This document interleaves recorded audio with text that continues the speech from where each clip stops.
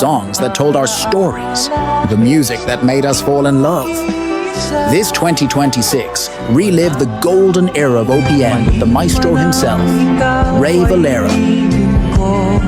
Every lyric, every note brings back the memories we'll never forget. Join the maestro Ray Valera as he serenades Canada with his greatest hits, songs that shaped our hearts and our stories.